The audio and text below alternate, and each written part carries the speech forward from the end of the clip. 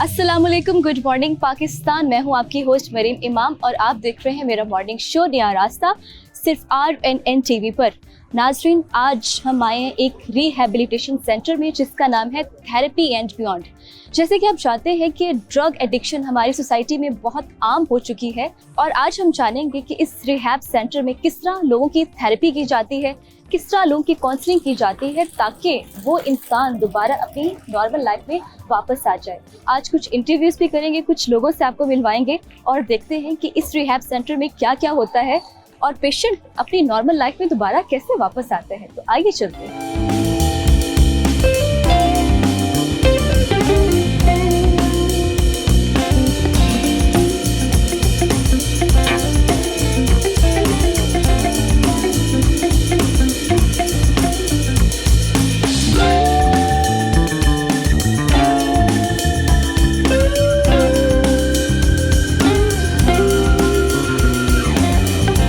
नाज़रीन, जैसा कि आप देख सकते हैं हम अभी मौजूद हैं इस रिहैब सेंटर में और आज आपको हम मिलवाने वाले हैं इनकी CEO से जो इस पूरे इदारे को चला रहे हैं।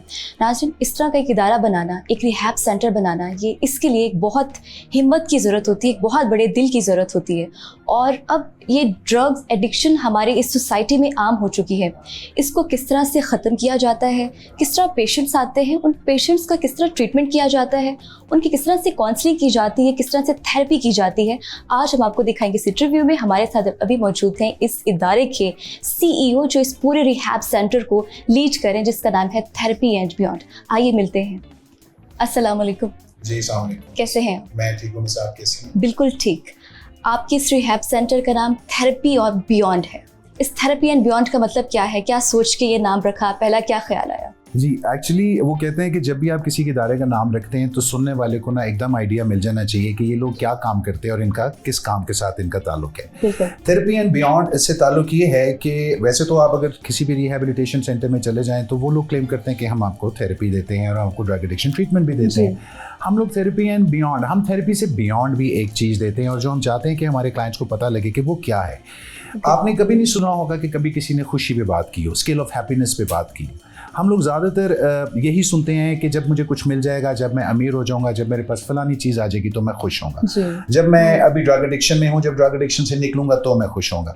तो मैं उनको ये समझाता हूँ कि खुश रहना एक स्किल है और ये सब चीज़ों को छोड़ के सबसे अलहदा आपका रोज़ाना पे करने वाला काम है और ये एक बाकायदा स्किल है जिसको सिखाया जाता है।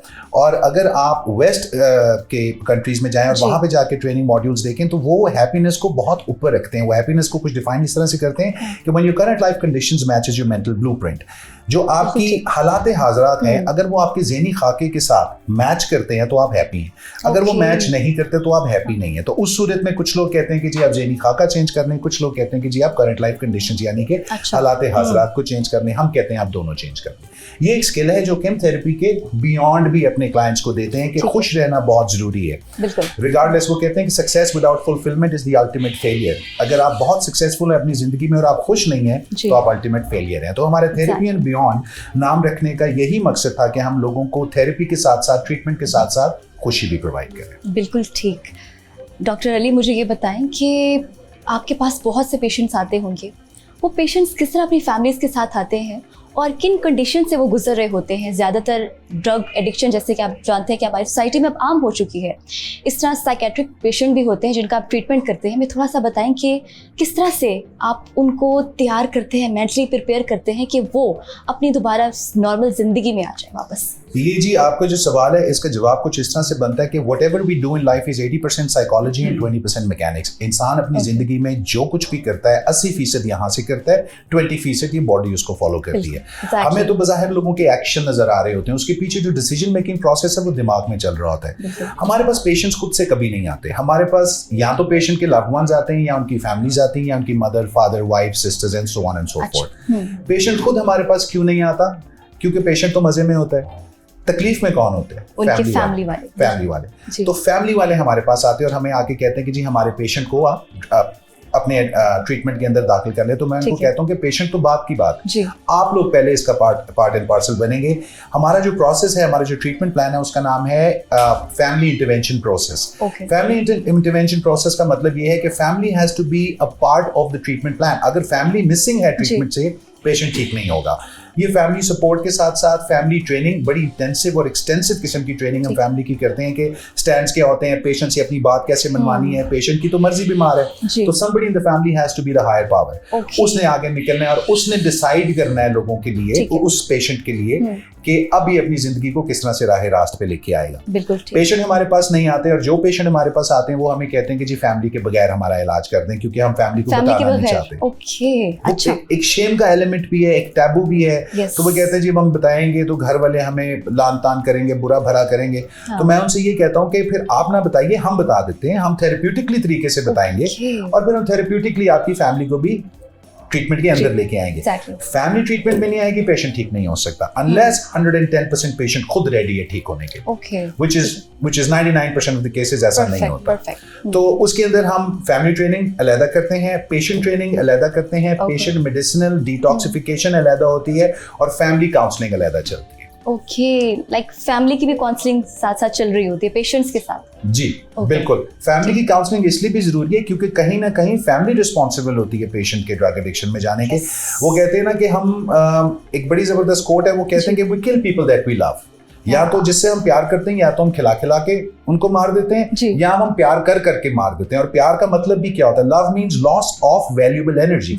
It is not something which is positive. हम लोग एक बड़ी नेगेटिव चीज को अपने अवाम को कहते हैं पॉजिटिवली करो, छोटों से प्यार करो। प्यार का मतलब ये नहीं है कि वो जो मर्जी करें और आप उसको बर्दाश्त करें। प्यार का मतलब है असर्टिव लविंग। असर्टिव लविंग का मतलब है कि डोजेस से ज्यादा नहीं देनी। अगर किसी को 25 मिलीग्राम प्यार की जरूरत है तो उसको 30, 35, 50 नहीं देना। प्रॉब्लम तब होगा जब आप उसको 30, 35, 50 या 100 मिलीग्राम प्यार की देंगे और जरूरत तो उनको 25% है, तो उससे क्या होगा? Excess of everything is bad. और एडिक्शन क्या है? Behaviours in excess. तो ये वो इनेबलिंग एंड प्रोवोकिंग, वो दो बिहेवियर्स हैं जो अगर फैमिली छोड़ दे तो उनके घर में कभी एडिक्शन ही ना हो।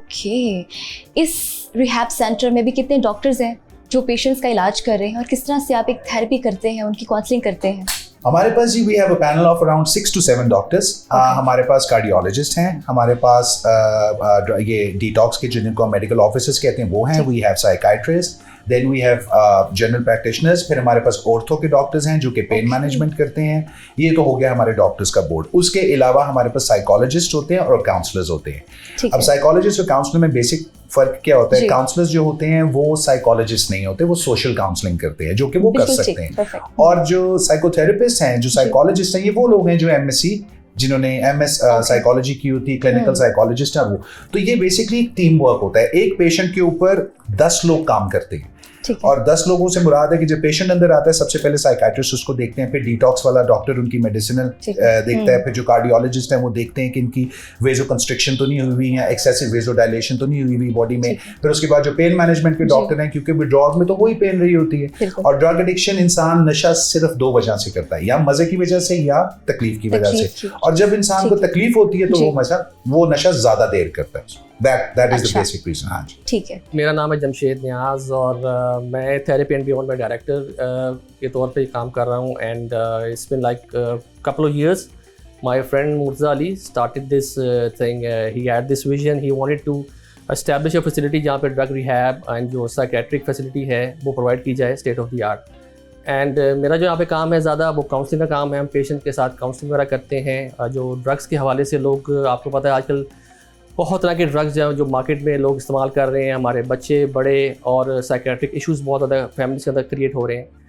तो उन इश्यूज़ को कैटर करने के लिए हमने ये सोचा कि हम एक ऐसी फैसिलिटी बनाएं जहाँ पे रोज़मर्रा जो लोग घरों में रहते हैं और अपनी बीमारियों को, अपने इश्यूज़ को वो इतना सही तरीके से ना वो इसको ट्रीट कर पाते हैं, ना लोगों को बता पाते हैं। तो यहाँ पे हमने state of the art facility दी हुई है कि होमली इन्वायरमेंट दिया हुआ है कि अगर कोई पेशेंट इंडोर आना चाहता है, यहाँ पे ट्रीटमेंट करवाना चाहता है, तो उसको फील ना हो कि वो घर से दूर है। यहाँ पे तमाम फैसिलिटीज़ हम प्रोवाइड करते हैं। काउंसलिंग फैसिलिटीज़ हैं यहाँ पे अच्छा खाना दिया जाता है, यहाँ पे एक्सरसाइज कर सकता है वो। और यहाँ पे जो काउंसलिंग होती है उसके अंदर हम उसकी जो डेली लाइफ के अंदर जो उसके इंटरवेंशंस करते हैं, चेंजेस लेके आना चाहते हैं। बिकॉज एक पेशेंट है अगर वो घर पे रह रहा है तो वो अपने घर वालों के लिए भी एक वबाल जान बना हुआ है। इफ़ इज़ मैरिड, उससे किड्स इफेक्ट हो रहे हैं, उसकी फैमिली लाइफ इफेक्ट हो रही है। तो ड्रग यूज़ करने के बाद आप उससे आपका जो माइंड है दैट डजंट वर्क प्रॉपरली। और अगर कोई साइकेट्रिक आपको इलनेस है तो अगेन आपके मूड स्विंग्स होंगे, आप लोगों के साथ सही तरीके से रवैया नहीं रख सकते। और इवेंचुअली आपकी लाइफ डिस्टर्ब होती है, आपकी फैमिली लाइफ डिस्टर्ब होती है, तो उसको नॉर्मलाइज करने के लिए you need therapy, you need counselling, and we are here for that. Treatment के लिहाज से यो माशाल्लाह ये सेंटर मेरा ख्याल लाहौर में जो बेस्ट सेंटर होंगे उनमें से एक इदारा होगा। मेरा नाम ज़ैनब है और मैं थेरेपी एंड बियॉन्ड में काउंसलर हूँ। I am a family counsellor. Parents का इसमें 80% रोल होता है, क्योंकि अगर पेरेंट्स ही ठीक नहीं है, पेरेंट्स पे ही हम फोकस नहीं करेंगे तो पेशेंट ठीक नहीं हो सकता। तो पेशेंट का ठीक होना बहुत ज़रूरी है। तो सबसे पहले हम लोग फैमिली काउंसलिंग करते हैं। डॉक्टर अली, आप किसी पेशेंट के उसके फेस से पहचान सकते हैं कि इसको ड्रग एडिक्ट ये पर्सन है, कोई स्पेसिफिक पर्सन है? एब्सोल्युटली जी। आप जब किसी भी ड्रग एडिक्ट को देखते हैं, आप उनके चेहरे की रंगत से, उनकी बॉडी लैंग्वेज से, उनके सैड एक्सप्रेशन से, उनकी मोनोटोनस लुक से और उनकी हाइजीन से बड़े आराम से बता सकते हैं, बहुत आराम से बता सकते हैं। कुछ भी ना देखें, सिर्फ हाइजीन देख लें, आंखें देख लें, आपको पता लग जाएगा। ओके, तो अगर मैं बोलूँ कि जैसे इमरान खान है, क्या वो भी नशा करते हैं? क्योंकि उनके ऊपर काफ़ी इल्ज़ामात लगाए गए हैं कि वो भी नशे की आदी हैं। क्या हम पहचान सकते हैं उनको उनकी शक्ल से? देखें, एक्चुअली जब हम किसी को भी देखते हैं तो हम बराह रास्त देखना चाहते हैं, हम टीवी पे और वीडियोस पे और इन जगहों पे नहीं देखना चाहते। और किसी पे इस तरह से बात कर देना इज नॉट कोई बहुत अच्छी बात, इसलिए भी नहीं, कोई भी हो, इससे फर्क नहीं पड़ता कि वो खान साहब हैं या वो कोई और है। हम जब बराह रास्त किसी को देखते हैं तो हमें तब अंदाजा होता है। टेलीविजन के ऊपर, तस्वीरों के ऊपर देखने में आपको पता है आजकल एडिटिंग इतनी आ गई है कि वो काले बंदे को गोरा कर देते हैं, गोरे को काला कर देते हैं, तो आपको नहीं पता लग सकता। हाँ, बट जब आप उनसे बात करते हैं, उनकी बॉडी लैंग्वेज देखते हैं तो आपको फौरी पता लग जाता है। और ये भी जानिए कि ड्रग्स भी 2-3 किस्म की होती हैं, एक अपर्स होती हैं, एक डाउनर्स होती हैं। कुछ ड्रग्स होती हैं जो आपको तेज कर देती हैं जिंदगी में, ठीक है, आपकी, जिसको हम परफॉर्मेंस एनहांसिंग ड्रग्स भी कहते हैं। ऐसे कई स्पोर्ट्समैन आपको नजर आएंगे, ऐसे कई डिबेटर्स आपको नजर आएंगे, वो ड्रग लिए बगैर नहीं जाते। तो उनकी जो एनलाइटनमेंट होती है, जो उनके दिमाग की वो जो तेजी होती है, उसका ताल्लुक ड्रग्स के साथ होता है। और कुछ ड्रग्स ऐसी होती हैं जो आपको सबमिसिव कर देती हैं, आपको लो कर देती हैं, जिसके अंदर आपकी मूवमेंट वगैरह, वो डाउनर्स होते हैं। तो अब एक तो ये भी देखना होता है कि इंसान कौन सी किस्म की ड्रग ले रहा है। तो देखने में ये आया कि जो बहुत अग्रेसिव लोग पाए जाते हैं वो यूजुअली डाउनर्स लेते हैं। और जो बहुत ठंडे लोग अपनी जिंदगी में पाए जाते हैं, जिनकी इनेट नेचर बहुत ठंडी होती है, वो अपर्स लेते हैं। मतलब एक वो बंदा शराब या कोकेन या कोई ऐसी ड्रग लेगा जो कि जिंदगी में बहुत स्लो है और वो अपनी जिंदगी को एनहांस करना चाहता है। जो बंदा पहले बहुत तेज है तो वो अपने आप को ठंडा करना चाहता है। तो इसलिए ड्रग्स का देखने से ज्यादा मैं कहूंगा आप बॉडी लैंग्वेज के ऊपर फोकस करें कि इंसान की बॉडी लैंग्वेज क्या है, वो आपको सारा कुछ बता देती है। देखिए 7% इज वर्बल परसुएशन, जो ज़बानी तरगीब है जो हम अभी कर रहे हैं, and 93% is body language. And for some odd reason हम लोग बड़ी कन्वीनियंटली बॉडी लैंग्वेज को जाने देते हैं, उसको पढ़ते ही नहीं है, और इंसान क्या कह रहा है और क्या नहीं कह रहा उसके ऊपर हमारा फोकस होता है। ठीक है डॉक्टर अली, एक पेशेंट आपके पास आता है, कितना वक्त लग जाता है उसका ट्रीटमेंट करते हुए ताकि वो अपनी एक नॉर्मल जिंदगी गुजारे? इस रिहैब सेंटर में आपके पास बहुत से पेशेंट्स आते होंगे, इस ट्रीटमेंट पर कितना टाइम लगता है?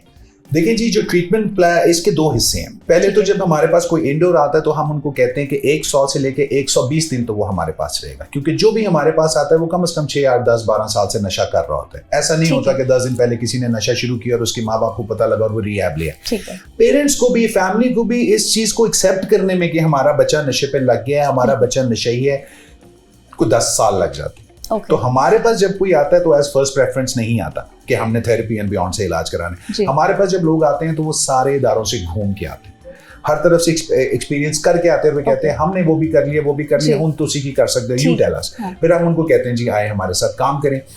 जो इनिशियल इंडोर प्रोसेस है वो है तकरीबन 90 डेज का, और उसके बाद जो आपका ट्रीटमेंट प्रोसेस है वो 21 महीनों का है। तो इट टेक्स अबाउट 21 मंथ्स। उसके अंदर 1 से 2 relapses is a part of the treatment plan. कई दफा फैमिली ये समझती है कि हमने बच्चों का इलाज कराया, ये तो बाहर आया, इसने बाहर आते ही नशा कर लिया, तो ये तो सब खराब हो गया। तो हम फैमिली को कहते हैं वरी ना करें, ये 1 से 2 relapses is a part of the treatment plan. कोई भी एकदम मुसलमान नहीं होता, वक्त लगता है। वो एक बड़ी जबरदस्त यहाँ पे कहावत मुझे याद आती, कहावत कम शेर ही है। वो कहते हैं कि बरसों करता है वक्त परवरिश, इसकी हादसा एकदम नहीं होता। तो ये जो हम इवेंट देखते हैं ना कि जी ये अब हो गया है, उसके पीछे 10, 20, 15 साल की एक मेहनत होती है जो कि नेगेटिव सेंस में की गई होती है। उसमें रॉन्ग किस्म की काउंसलिंग होती है जो फ्रेंड्स कर देते हैं। मैं पेरेंट्स को अक्सर कहता हूँ कि अपने बच्चों को अच्छी बातें, टैबू टॉपिक्स काउंसिल किया करें, इससे पहले कि मदर गूगल या मदर चैट जीपीटी उसको कुछ गलत सिखा दे और by the time you realise it's already too late. Exactly आपने बहुत अच्छी बात की है कि पेरेंट्स शुड नो कि उनका बच्चा क्या कर रहा है, ताकि उनको ज़रूरत ही ना पड़े कि वो किसी रिहैब सेंटर में आए। True. इस रिहैब सेंटर में और कौन कौन सी फैसिलिटीज़ दी जा रही हैं? हमारे रिहेबिलिटेशन सेंटर में जी एक तो हम इंडोर फैसिलिटी देते हैं, एक हम आउटडोर फैसिलिटी भी देते हैं, जो कि हमने स्पेसिफिकली खवातीन के लिए की है। Okay. पाकिस्तान में तकरीबन 70 लाख के करीब, मैं हमेशा ये बात करता हूँ, गूगल स्टैट्स भी आप चेक कर सकते हैं कि 70 लाख के करीब यूथ ड्रग एडिक्ट है। Okay. अच्छा, ये अभी एक इस्लामिक कंट्री है जिसके अंदर बड़े हिसाब से आपको स्टैट्स बताए गए हैं।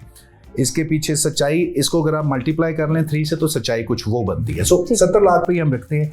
उसके अंदर से आप मुझे बताएं 25% जो खवातीन है वो ड्रग एडिक्ट्स, 25%। और ये बहुत ह्यूज नंबर है, ये ह्यूज नंबर है, ये मिलियंस के अंदर जाता है। और ज्यादातर ये भी देखने में आया है कि खवातीन की जो ड्रग ऑफ चॉइस होती है वो फार्मास्यूटिकल्स होती है। वो इसलिए फार्मास्यूटिकल्स होती है क्योंकि फॉर सम रीजन उनको उनकी नानी, दादी, मामी, चाची से ये चीज चलती आ रही होती है कि टेंशन हो गई, लेक्सोटनल खा लो, चलो एक ज़ैनिक्स खा लो, सर दर्द हो रहा है तो ये फलानी गोली खा लो। एक गोली तो माँ दे देती है, बाकी 8, 10, 15, 20 गोलियां वो बच्ची खुद ले लेती है। तो अनफॉर्चुनेटली ये लैक ऑफ एजुकेशन है, कैरेक्टर डिफेक्ट नहीं है। लोग समझते हैं कि कोई नशे पे लग गया, उसका कैरेक्टर खराब हो गया, ये बंदा ही गंदा हो गया। ऐसा नहीं है, ये एक बीमारी है। It's just like heart disease. किसी को अगर हार्ट का प्रॉब्लम होगा तो आप उसको जाके कैरेक्टर डिफेक्ट कहेंगे या उसको लान तान करेंगे कि तुम्हें क्यों होगी। ये एक अल्लाह की तरफ से बीमारी है जो अल्लाह ताला ने उतारी, उसका इलाज भी उतारा है। और इसका इलाज इतना सिंपल है, ऑनेस्ट टू गॉड, इसका इलाज इतना सिंपल है कि अगर फैमिलीज हमारी घर में ही समझ जाएं कि 2 बिहेवियर्स नहीं करने, एक इनेबलिंग नहीं करनी, एक प्रोवोकिंग नहीं करनी।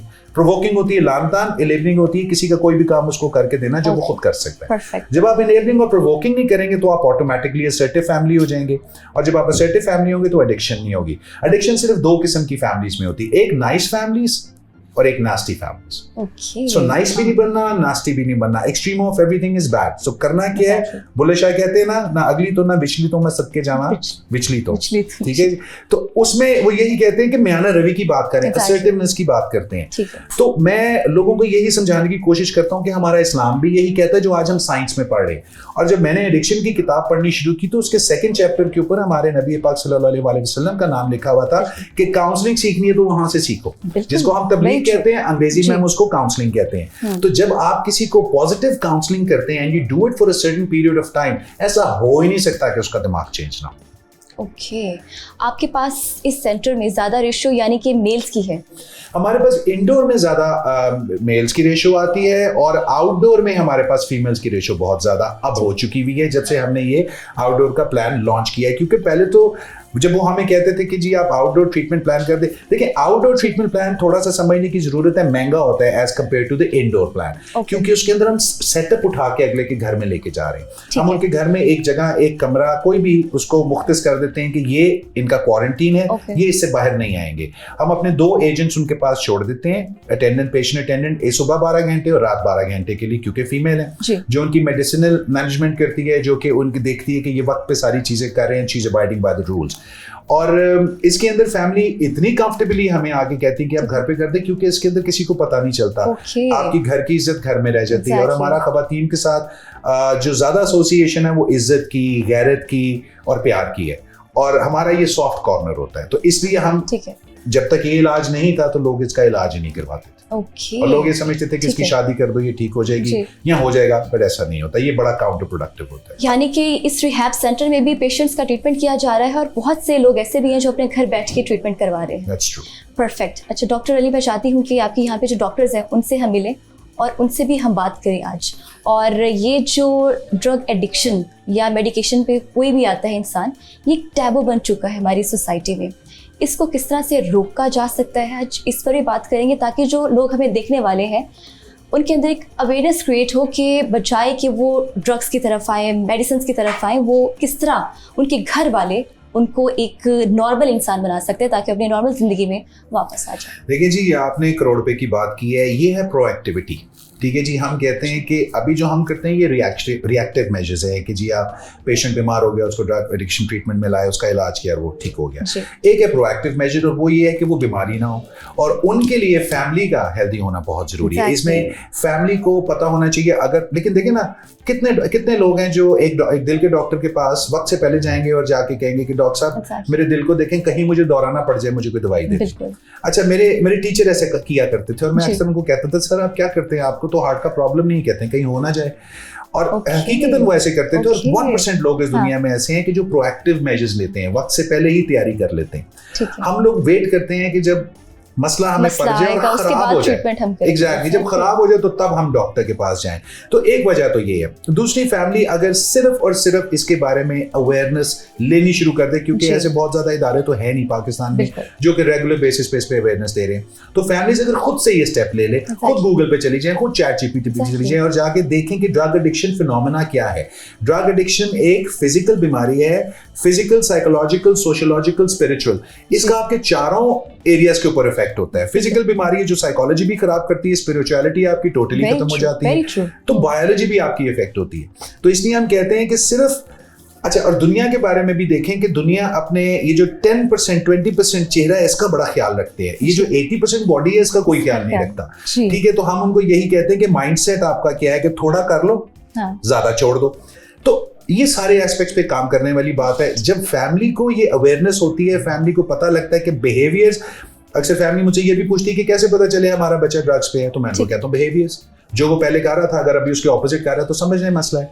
उसके दोस्त देख लें, अगर तो कोई स्मोकर है, अगर तो कोई ड्रिंकर है, तो समझ लें आपका बेटा भी है या बेटी भी है। इस डिनाइल में मत रहे कि नहीं मेरा बच्चा नहीं करता, बाकी सारे करते हैं। और हर मदर इसी डिनाइल में रहती है। डिनाइल से बाहर आए, एक्सेप्टेंस में आए, गूगल पे जाएं और जाके एडिक्शन के बारे में देखें। वो दो चीजें आपको बताएगा, इनेबलिंग छोड़ दें, प्रोवोकिंग छोड़ दें, असर्टिवनेस सीख लें, कभी एडिक्शन। एग्जैक्टली, आपने बहुत अच्छी बात की है। ऐसा होना चाहिए एंड आई होप कि जो अब आने वाला वक्त है, हमें इतनी अवेयरनेस मिल चुकी है इंटरनेट से, थ्रू सोशल मीडिया, कि ख़ुद को किस तरह से हम रोक सकते हैं ड्रग्स से बचने के लिए। डॉक्टर अली, मैं चाहती हूँ कि आपके दूसरे जो डॉक्टर्स हैं मैं उनसे भी मिलूँ और उनसे भी कुछ हम बात करें इस ड्रग्स एडिक्शन के ऊपर, इसको किस तरह से रोका जाए और किस तरह से स्पेशली इस रिहैब सेंटर में उनका ट्रीटमेंट किया जाता है। बिल्कुल करवाते हैं जी आपकी मुलाकात। पेन एक बड़ा कम्प्लेक्स टॉपिक है। पेन को डिफाइन करते करते बड़ा अर्सा हो गया है। Pain means basically simple word में discomfort. Why it is discomfort? Bodily pain जो होती हैं प्योर, फॉर एग्जाम्पल ट्रामा हो गया, चोट लगी, वो तो सिंपल पेन होती है, उसका ट्रीटमेंट आसान होता है। कुछ पेन ऐसी होती हैं जो अनएक्सप्लेन्ड होती हैं।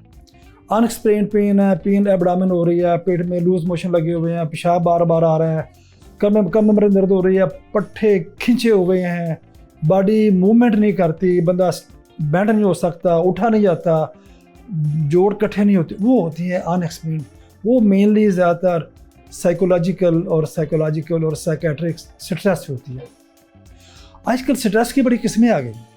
पहले तो होता था फिजिकल स्ट्रेस, लोगों को होते थे, काम ओवरबर्डन हो गया है, काम नहीं, नींद नहीं पूरी हुई, लोग थक गए हैं, 1-2 दिन आराम करेंगे, खुराक अच्छी खाएंगे, खाना खाएंगे, लोग ठीक हो जाएंगे।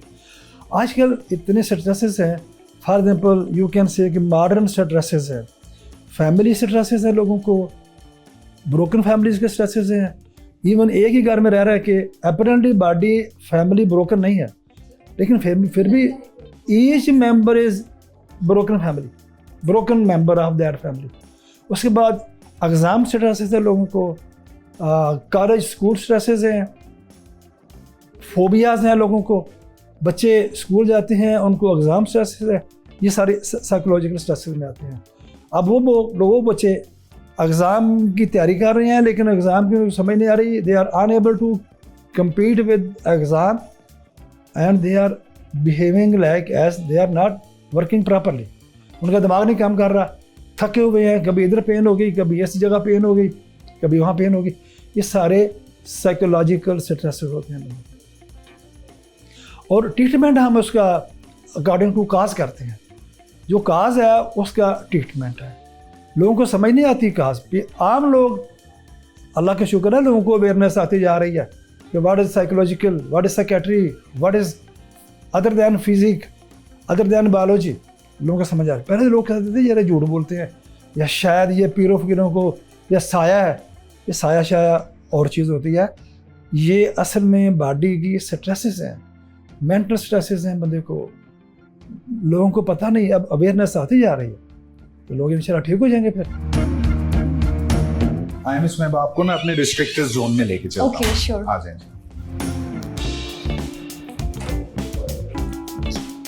ये रिस्ट्रिक्टेड एरिया है। ये रिस्ट्रिक्टेड हमारा एरिया। दरवाजा खोलें मुझे प्लीज। चलें।